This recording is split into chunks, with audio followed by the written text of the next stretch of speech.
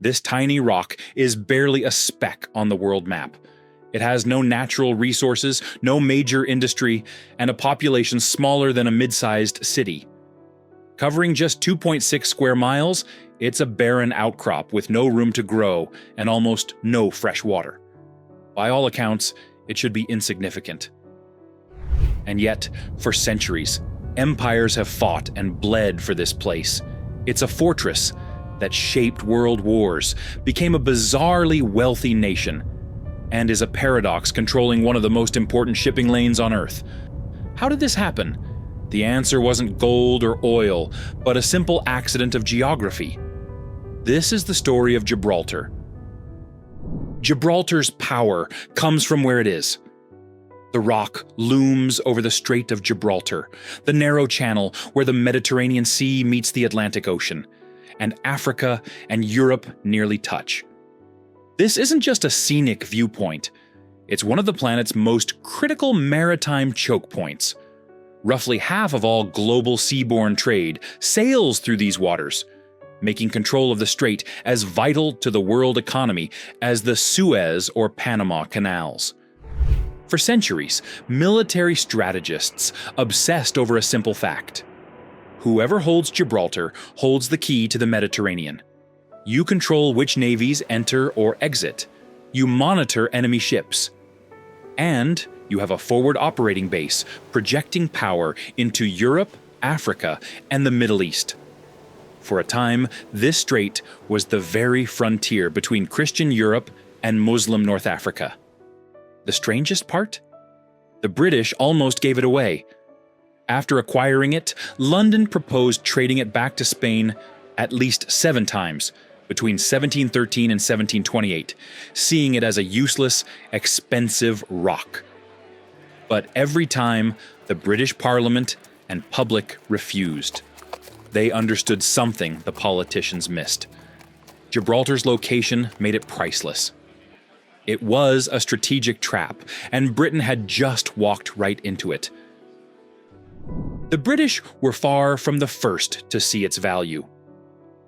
The name itself, Gibraltar, comes from the Arabic Jabal Tariq, the mountain of Tariq, named for the general who launched the Umayyad conquest of Iberia from here in 711.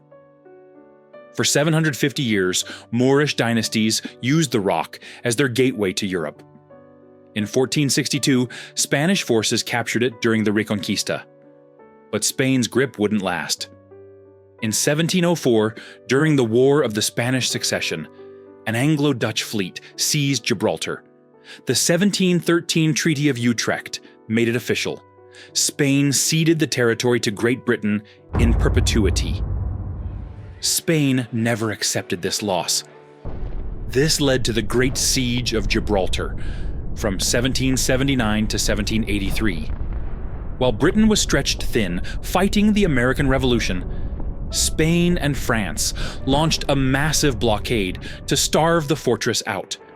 The siege came to a head when the Spanish and French deployed a secret weapon: 10 massive floating batteries, supposedly fireproof and unsinkable.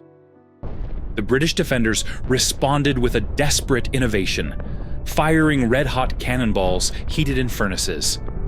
The incombustible ships burst into flames and exploded.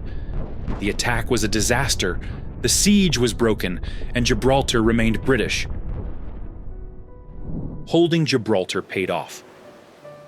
During the Napoleonic Wars, it was an essential Royal Navy base used to blockade France and Spain. The legendary Battle of Trafalgar was fought just off the coast, with Gibraltar serving as Admiral Nelson's critical home base, helping to ensure Britain's naval dominance. But its importance peaked in World War II.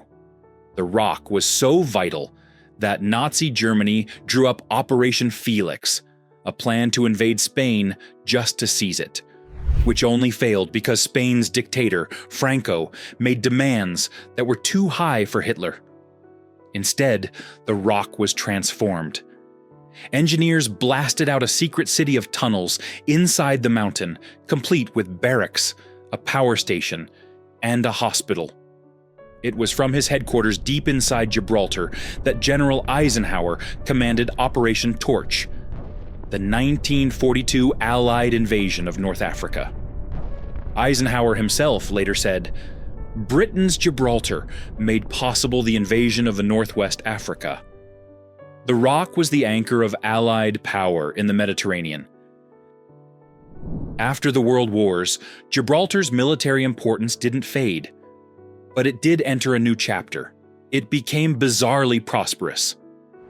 As the Age of Empires ended, Gibraltar adapted.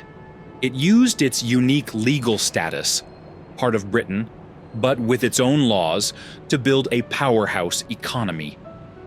By offering low taxes and stability, it became a hub for financial services and online gambling.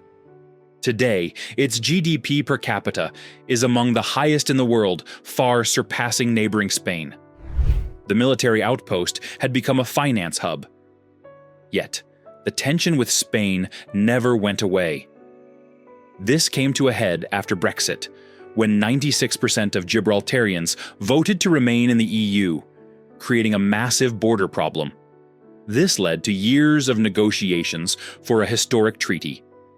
After a political agreement was reached in June 2025, the legal text was finalized in December 2025 and is now undergoing review before it can be formally signed and ratified.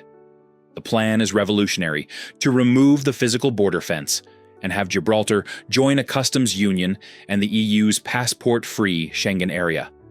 While some reports suggest the fence could be dismantled as early as January 2026, this date remains tentative and unconfirmed.